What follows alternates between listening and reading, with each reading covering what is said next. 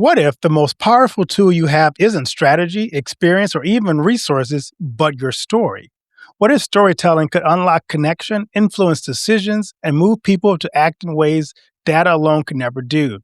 Today on Becoming Bridge Builders podcast, I am joined by a renowned storyteller and branding expert, Neil Ford, a man who shaped campaigns and global giants like Budweiser, Lexus, Sony, and whose storytelling has inspired millions around the world. They were talking about story fire and how you can harness the power of story to build bridges, lead with purpose, and to create lasting impact. It's a season of cultural confusion, changing values, and endless noise. The world is broken into pieces, but where others see division forever, God is cultivating creators of connection, bridge builders. Welcome to Becoming Bridge Builders. Reverend Dr. Keith Haney will be your host throughout this journey.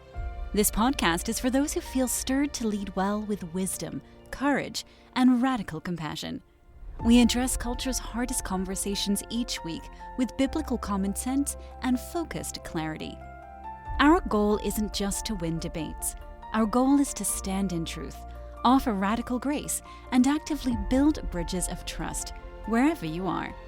It's time to stop watching from the sidelines. Let's build together. Grab your blueprints.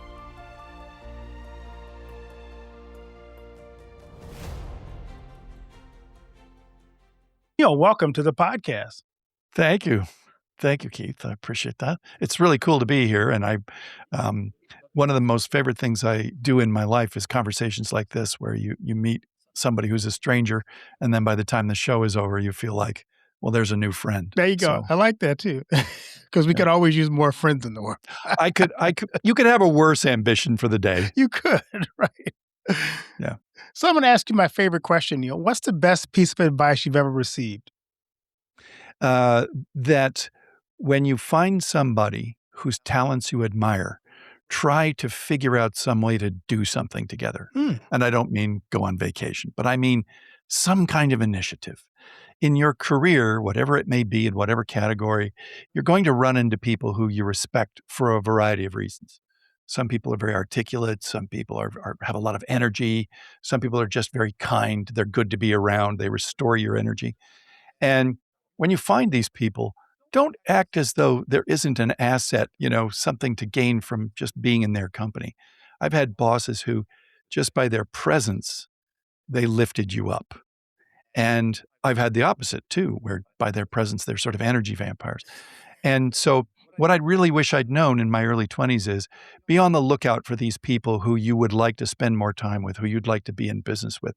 And you can build something. You just never know what you might wind up doing. Can I give you an example? So on the English subway, the Underground, one day, Keith Richards is riding the Underground and he notices a guy who turned out to be Mick Jagger carrying a shopping bag, and in the bag is an album of American blues music. It was that single chance observation that led to the Rolling Stones. Just the fact that they had that in common. You don't know where the next most important influence on your life's trajectory might happen. You have to be open to it, and you have to be, you kind of have to be a little bit outgoing on your own behalf to be willing to be the first mover. I love that story. That's a really cool story. Did not know that. Yeah. Did not know the history of that. So that's good indeed. I thought you were going to say you had to be like Magneto, and when you see someone with gifts, you can somehow suck the gifts out of them and take them for yourself. But that was a different take altogether. Well, in a kind of perverse way, a little bit, because it's always good to look at other people and think, what could I gain? What could I learn from their skill set and model their behavior? So yeah, good. Maybe a little bit. Well, yours was much more positive than mine was. Yes. So you talk about, let's talk about story fire. First of all, what is it and why does it matter today so much in today's world? The story fire it's a course that helps people master the art of storytelling. And why storytelling? Well, human beings, their default factory setting is to take in information and understand their world through stories. The Bible is filled with parables, and it's those stories that are the ones that stick. You can have long lists of who begat whom, but it never really registers the way the Sermon on the Mount does. Or the story of, I wonder when was the last time you officially sort of read the story of the Good Samaritan. But it's one of those stories where you hear it once and you don't actually need to hear it again to be able to repeat it and to repeat its meaning. Think about how powerful that is, that you've really only needed to hear something once before you've grasped the arc of it. You can repeat it basically, and then you can discern its meaning and you can pass that meaning on. This is human beings. Human beings, the reason I call it Story Fire, by the way, is because we're all sitting around the campfire exchanging stories. Why are there volcanoes? Why are there seasons? Why do people die, and so on? And we bring meaning to our lives by sharing our own feelings about things. And storytelling is more memorable. It's more emotionally resonant. It makes you feel like somebody else is going through a similar experience to you, so you feel bonded to them. And think about you and I, neither of us is women, so we don't really have the experience of what it's like to be a woman. What we understand of what it's like to be a woman is because of the stories we've been told by women. And the better we are at listening to those, and in my case, trying to help people to tell those stories, the more we have empathy and compassion for other people because we understand, their experience is different from mine. But truthfully, the impetus for starting Storyfire was my experience in business was this is an underappreciated skill, that the ability for a CFO to explain what the numbers mean, not just tell you what they add up to, but explain what they mean. For a CEO to explain, this is where we are now, this is where we would like to go. I need you to either embrace that or not be part of this mission, because we're going to have to make sacrifices to get there. Now, let me tell you a story about where I hope we'll wind up.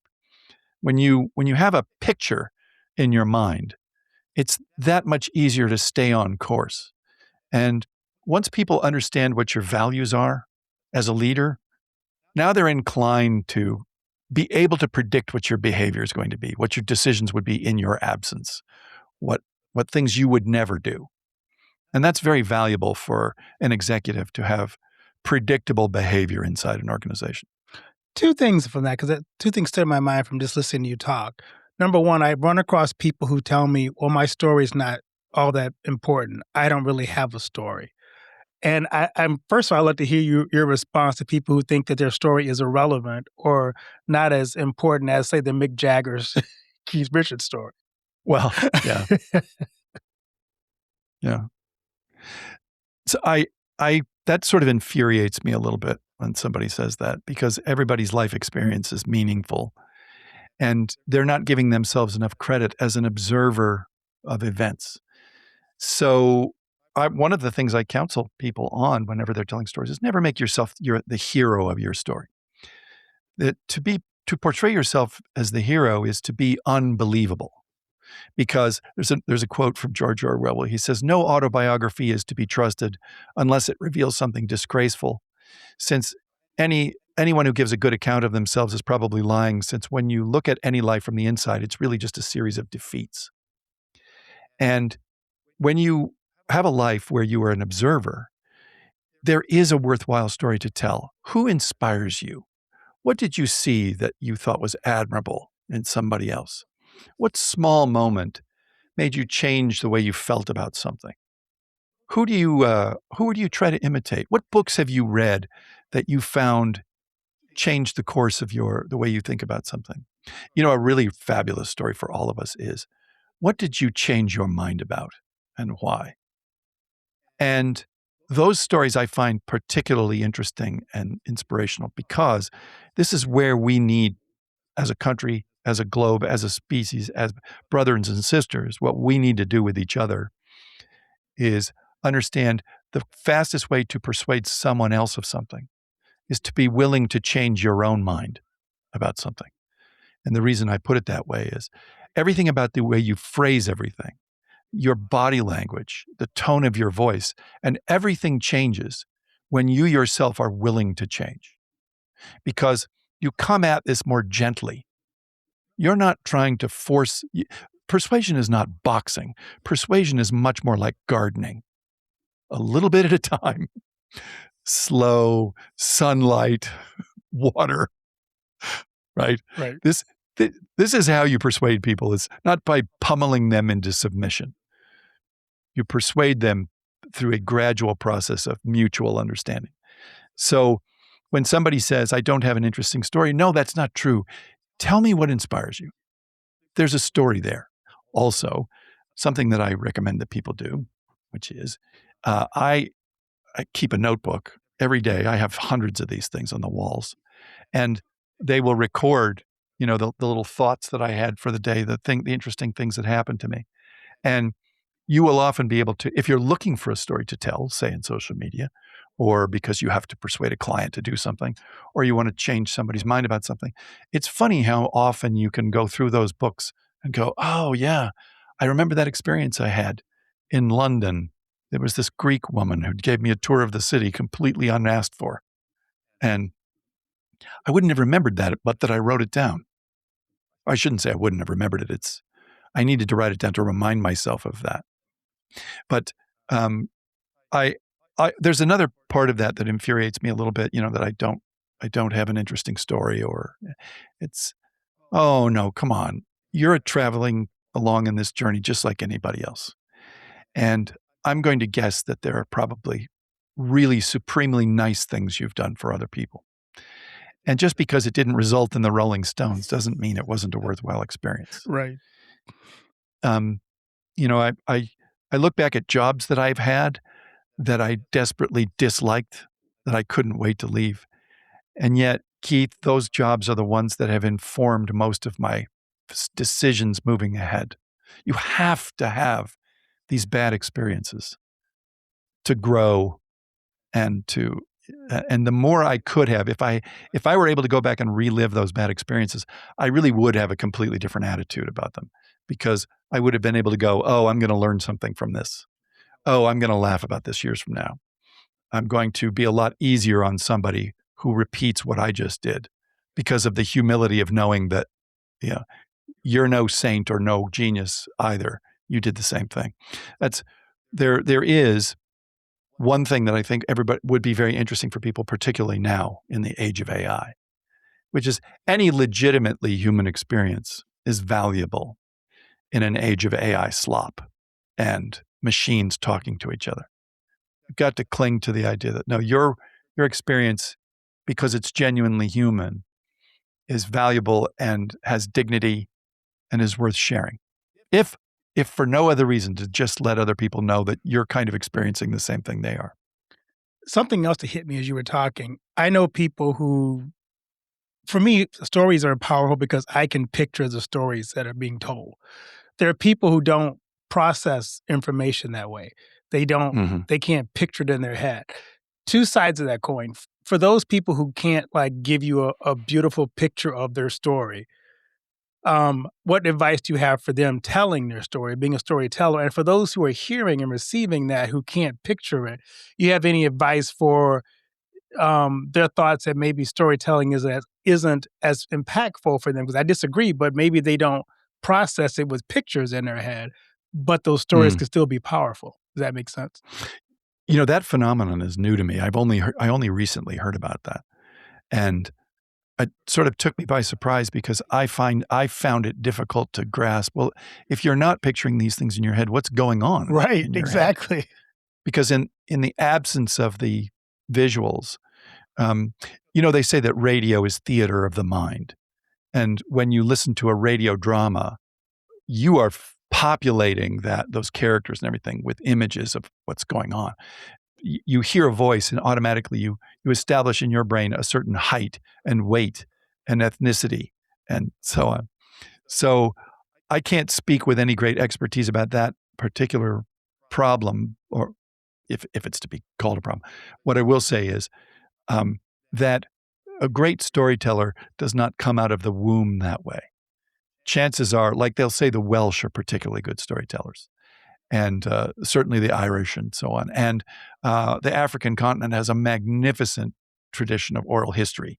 And you go back into any tribal culture, and you will find this is who we believe we are based on the things that have happened in ancient times we've established. Nobody gets good at it unless they practice. So if you were, for example, the historian of your tribe, that took a lot of effort. You had to memorize all of these stories that the previous generation had handed over to you. It was real effort. And when you think about even a journeyman, just average everyday stand-up comedian, night after night after night, they're sharpening that axe. The road teaches them what's funny. They know when a joke lands because they've seen 1,000 times where the variance is. And truly great stand-up comedians, they don't get enough credit for working at it. People don't think stand-up comedy is a job the way other jobs are a job. And they're wrong. Do you really think that Dave Chappelle got to where he is without refining and thinking and writing? And I don't think he grinds the way that, say, a Jerry Seinfeld just grinds and they're working on it all the time. But in true answer to your question, I would say there's no substitute for experience, and that means you have to practice. And we have the benefit of a tool now that other people didn't in previous generations, is we can film ourselves. Yes. And when you can watch yourself back without the embarrassment of other people watching it, it's super helpful. But there's another thing, which is, it's a kind of a funny circumstance, but people cringe when they watch themselves. They can't actually watch it back because they're too embarrassed. To which I respond, nobody can see it except you. So you've got to get over the cringe. Relax. Watch yourself. And if you see something you don't want to repeat, then don't do that anymore. It's a little bit like playing a video game and just respawning over and over until you get it.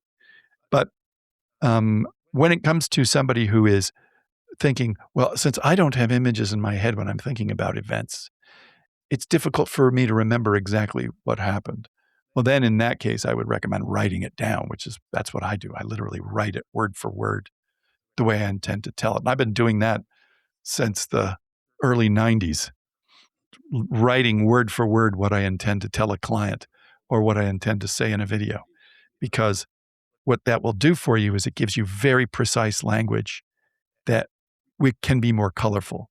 You'll use a word like, say, vivid in the place of colorful. Or you'll say, instead of just saying he was loud, you will say, words exploded out of him like a percussion section. You get what I'm saying. You can make a story more interesting just through the choice of vocabulary. It doesn't slow you down any, but you will only really do that if you prepare ahead of time and look for synonyms. I may be getting a little in the weeds. No, that's good.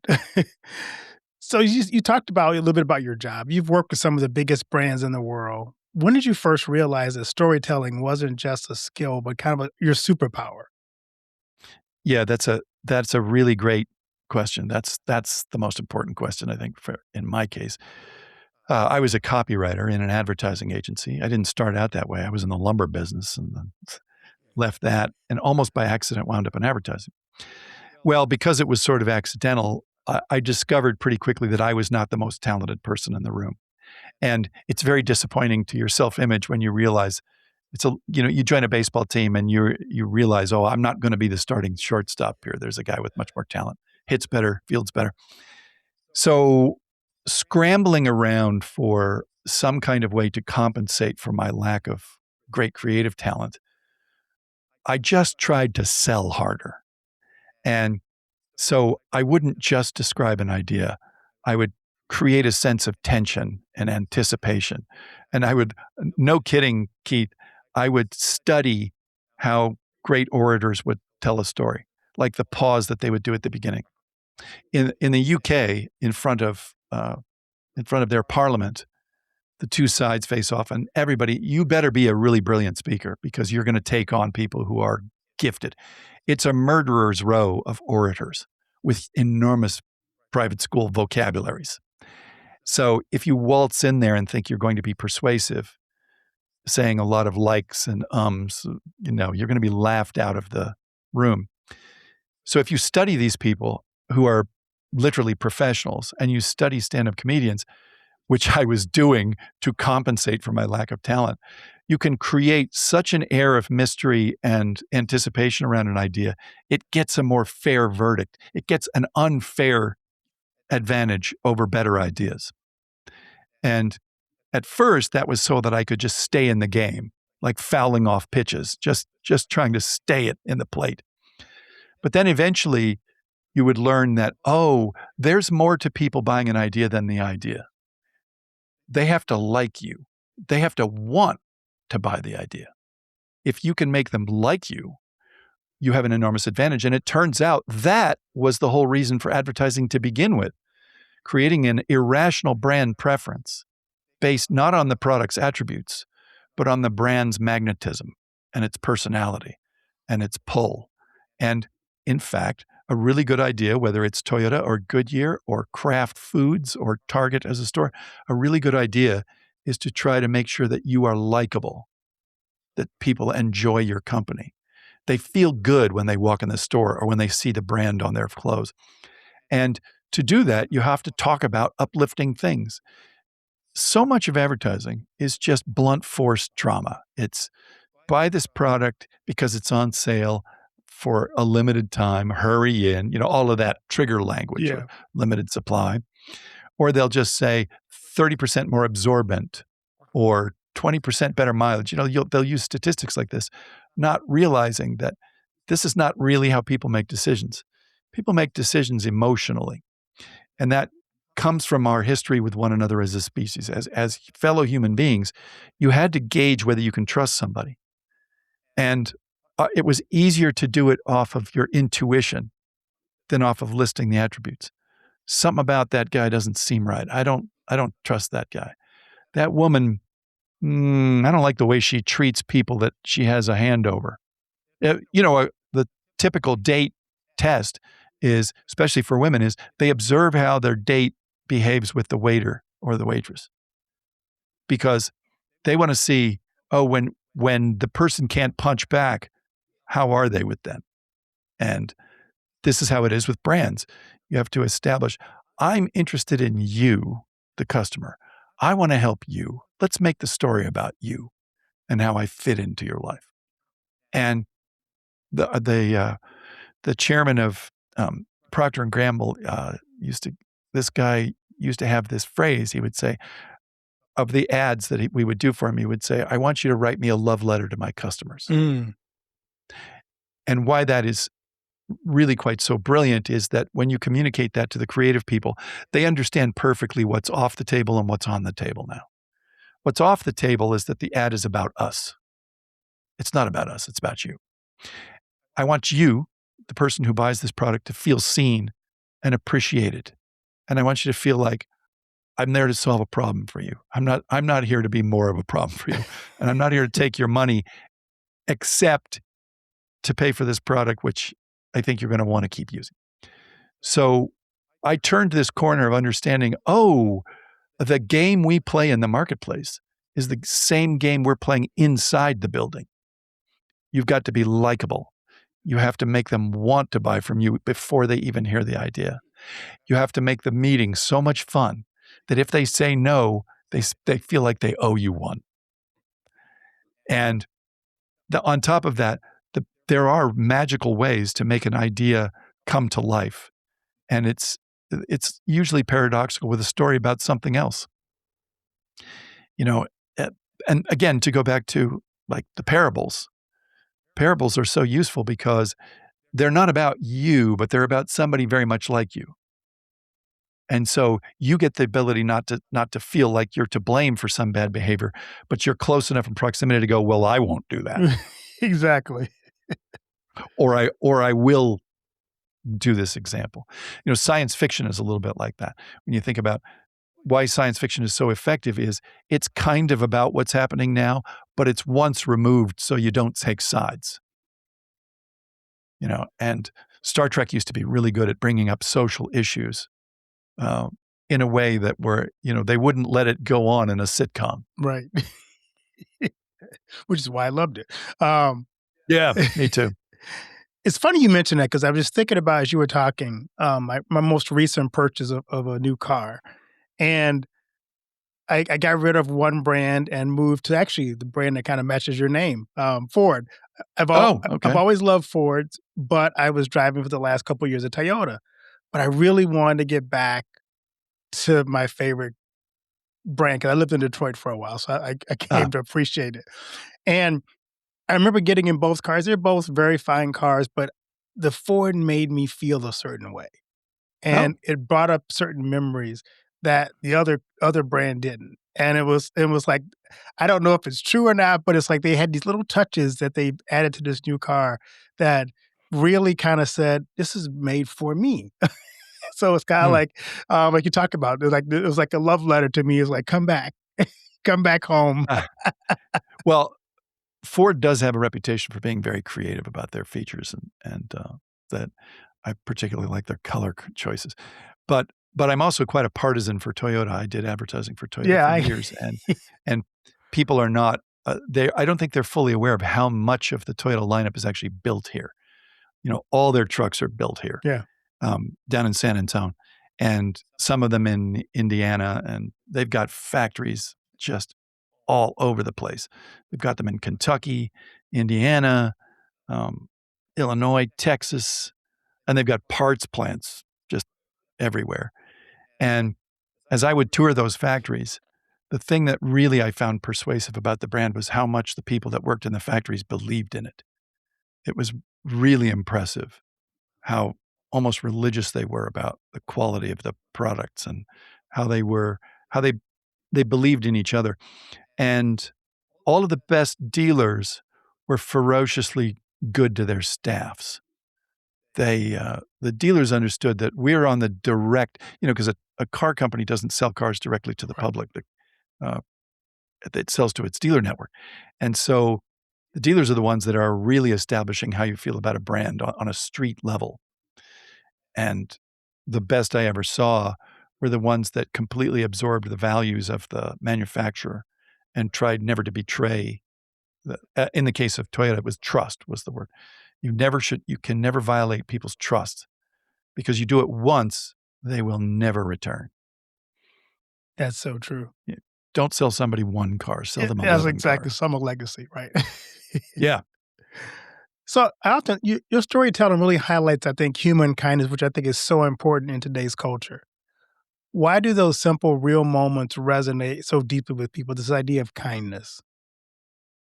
Well, I think that what we're all suffering from is the attack of the algorithms where the science behind what gets sent to you over things like TikTok, Instagram, Facebook, YouTube, Blue Sky, Inst gee, I mean, it's almost limitless the number of ways that you can consume what is called content.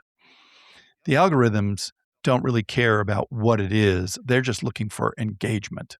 And engagement is often the result of a fury, like they've rage baited you, or they've created division, or they've given you, they're fear mongering because in the same spirit of like late night news, it was always about here are the 15 things that can kill you when you rent a hotel room. You know, if it bleeds, it leads that's the slogan inside those things. They want an auto accident. They want a highway chase, etc. Well, those things are grinding us down, and that's not really how most people are. Most people are pretty cool, and I have a bunch of examples of it. What I am trying to do is be at least a kind of one-man antidote to the rage baiting and the deliberate division and the constant drumbeat of negativity. Now, I'm not gonna personally overcome all of that, but it is astonishing the really nice notes I get from people saying, "It's this I really needed this just now." Like, when I came across your video, it really got to me at just the right time. And that's really music to my ears to hear that because for at least one person, I was able to restore their and and by the way, when you start to go out there in the world and you're looking for examples of people being nice to each other, it really isn't very hard. You don't have to look very hard. I'll give you a small example. Have you heard of these things called little free libraries? Hmm.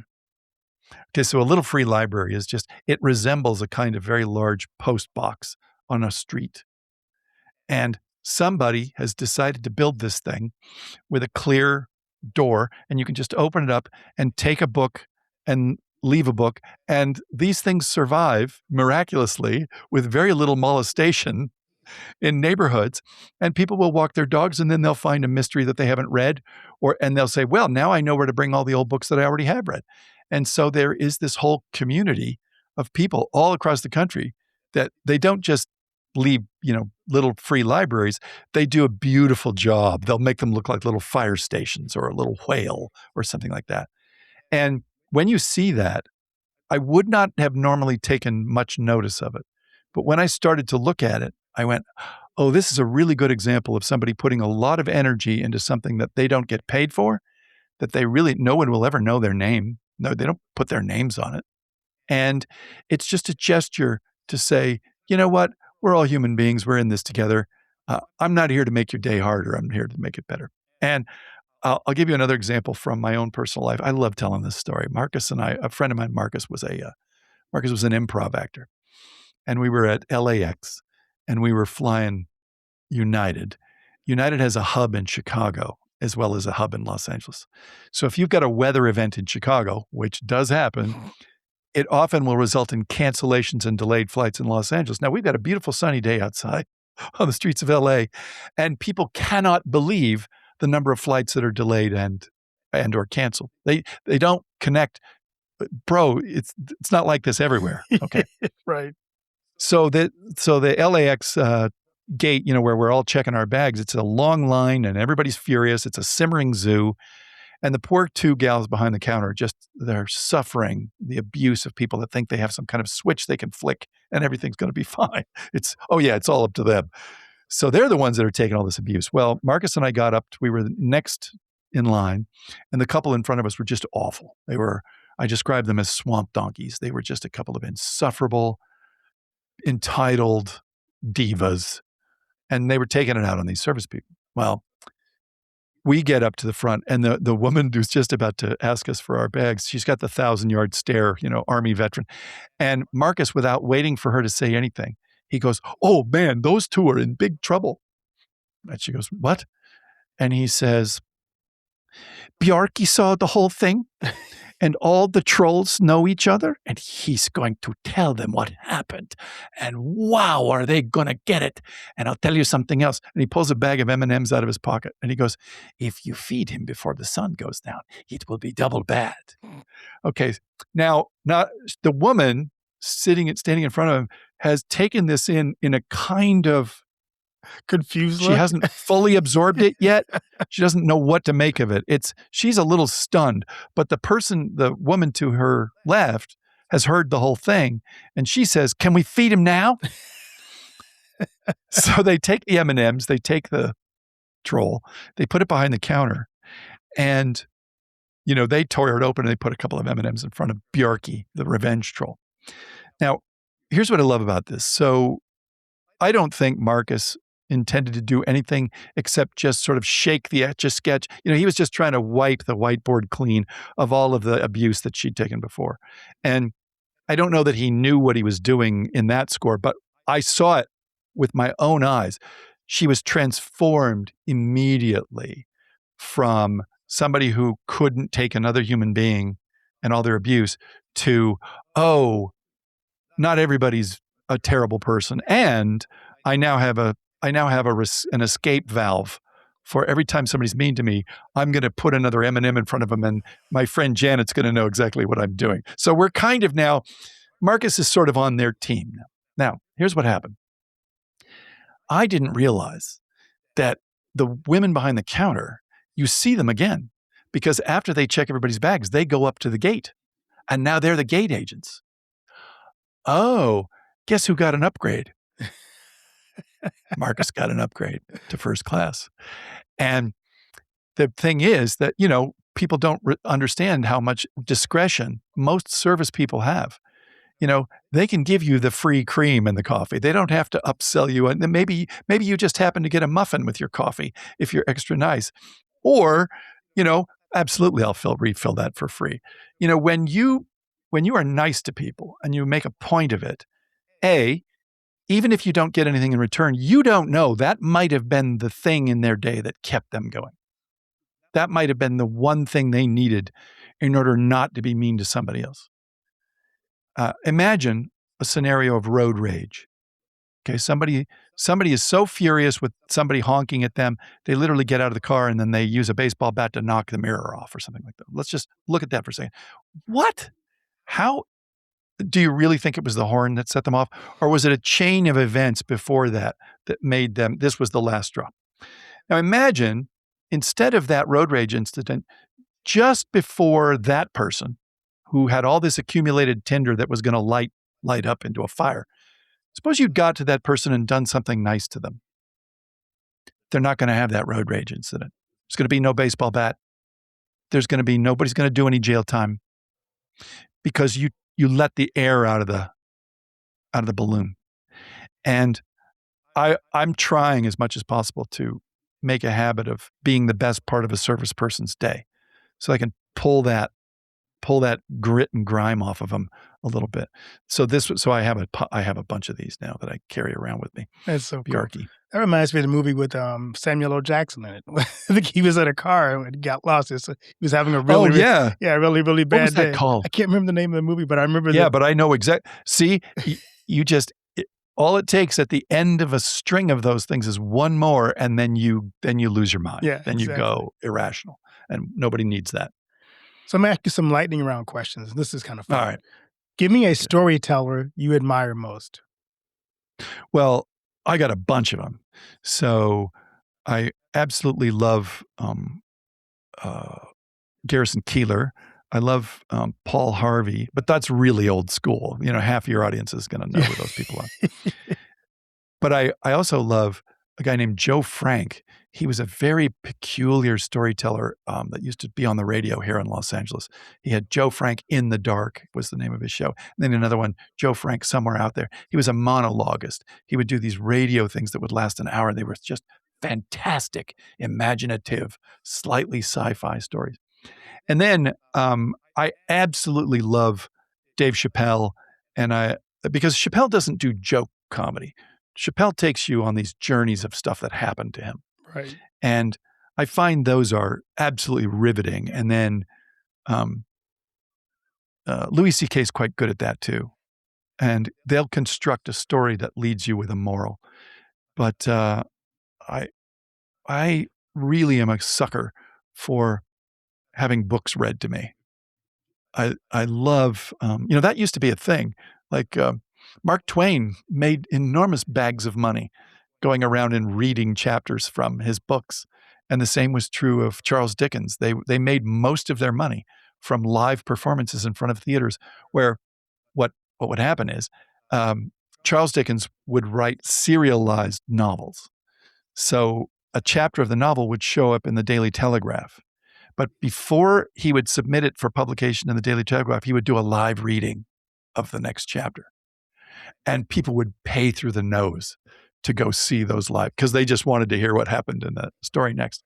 And apparently he was quite a good orator. Mm. So who do you have as a favorite? Who do you like to listen to? So most of mine were, I'll tell you, I love Max Lucado because in his books, he tells amazing stories and has always kind of captured me with the way he weaves in these stories. And then there's these great connection to scripture to it. So I love the way he tells stories. I also love Dave Chappelle. He's one of those comedians who his whole act is a one big story. And sometimes I know, right? he'll give you a teaser at the beginning and he'll come back at the end. Remember, he actually had something that you were dangling on and hanging on.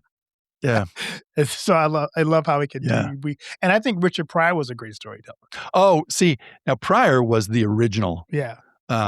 He was the one who really broke all of the rules because up to Pryor, everybody was kind of like, take my wife, please. You know, and it was this snappy, it was one joke to the next. And then Pryor just broke all the rules. And Carlin wasn't the same thing. Carlin didn't tell stories like that. But they were of that generation that decided not to do it the same way as everybody else. Yeah, Pryor. Oh my Lord. Yeah. Who I like as a personality who used to occasionally read his stories was Kurt Vonnegut. I don't think I know him. And Vonnegut was a sort of semi-sci-fi author. Mm. And he was famous for Cat's Cradle and Breakfast of Champions, and Slaughterhouse-Five was his most famous novel. Okay. And he was a very compelling public speaker. He used to do just the most interesting, tongue-in-cheek addresses about topics. He was a big favorite on campuses. College campuses loved Kurt Vonnegut. Cool. What is one word that defines great storytelling? Well, intriguing. So there's a mystery that has to be solved in the story. And in my own video stories, there will often be a word or a phrase above my head for the length of the story. And the reason I have that up there is so that you'll understand that this is going to resolve and you're going to fully understand what this means by the time you get to the end. I love it. And if you've ever seen the series Mad Men, occasionally they will describe an advertising campaign to their customers, to their clients. And some of them are really quite artful. There's one in particular that's famous, and it's the Kodak people have invented their slide projector that is a wheel. And so they want to call it the wheel. And they come to Don Draper's advertising agency, and he does the most fantastic story that starts with the Greek word nostalgia, which means the ache from an old wound. And as he describes this story, he resolves this whole thing by saying, it's not a wheel, gentlemen, it's a time machine. It goes forward, it goes backward, round and round, the way that a child is on a merry-go-round. And that's why we're going to call it the Kodak Carousel. And you listen to this and you go, oh, he starts with nostalgia. How could a piece of new technology be nostalgic? Not because of the technology, but because of what it does. It takes you back in time. And you just think, that is fantastic. You tease them a little bit. Right. They don't know where you're going. But when you get to the end, and just as you say, Chappelle, he teases you at the beginning. And then when he gets to the end and it comes back to the beginning, you go, oh, that's fantastic. Right. You keep thinking he's forgotten where he was going. Right. You just think he's riffing? Yeah. No, bro. This guy has got every word of this is really well done.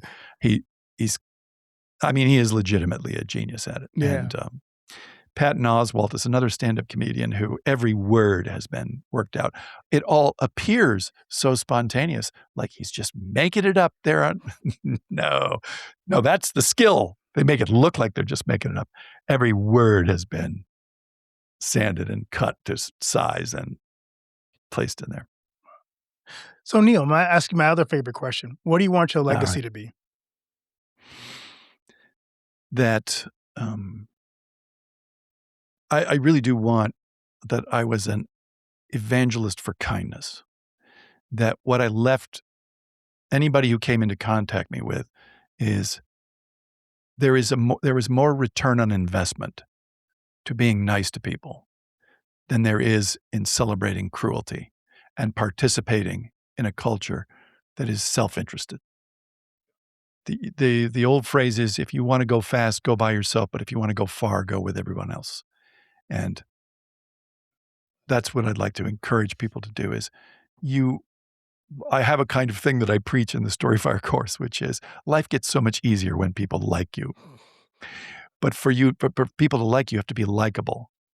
And the fastest way to do that is to be demonstrably nice to others. You leave the house like a shepherd.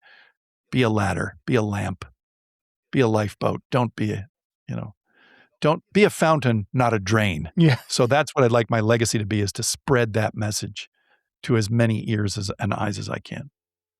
So on the show, we have something new, a surprise question. Pick a number between 1 and 10 for your surprise question. 3. 3. Oh, this is one of my favorite. Which band or artist, dead or alive, would play at your funeral? Oh, boy. Well, so I can only pick one. Right. I would want it to be happy. And you're from Louisiana, so I would say Rock and Doopsie. Ooh, okay. Zydeco. There's two kinds of, although ska for me is like that. I want music it's impossible to be sad about. And ska music for me is like that, really fast ska. So I'll say the Interrupters or Rock and Doopsie. There you go. So, Neil, where can people find you, connect with you on social media?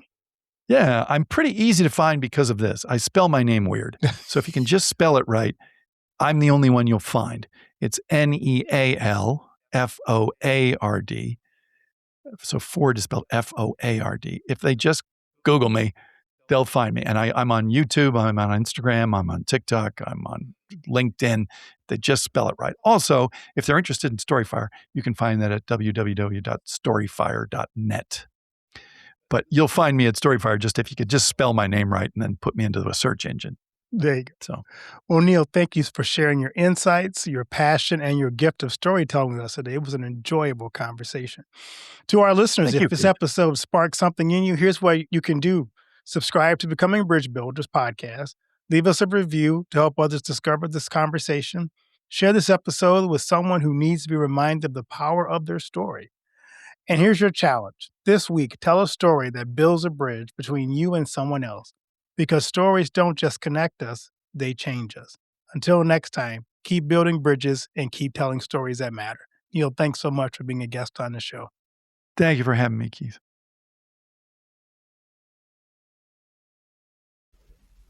Do you know that most entrepreneurs hit a revenue ceiling and have no idea why?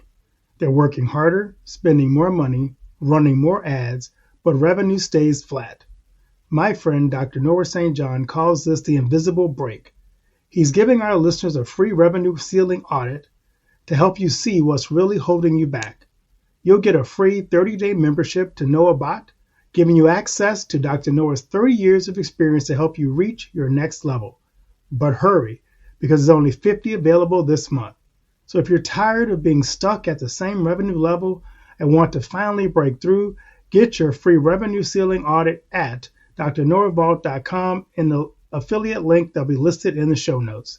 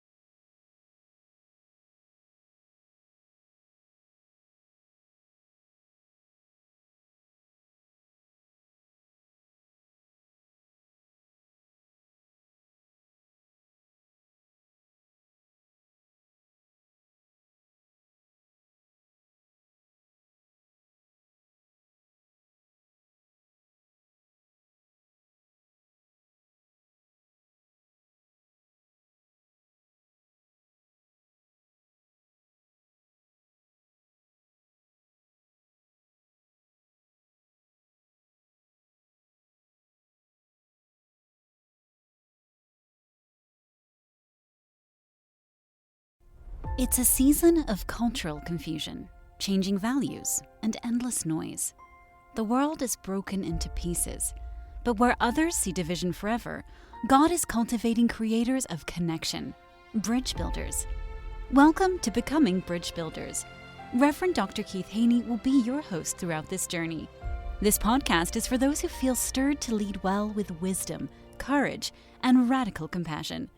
We address culture's hardest conversations each week with biblical common sense and focused clarity. Our goal isn't just to win debates. Our goal is to stand in truth, offer radical grace, and actively build bridges of trust wherever you are. It's time to stop watching from the sidelines. Let's build together. Grab your blueprints.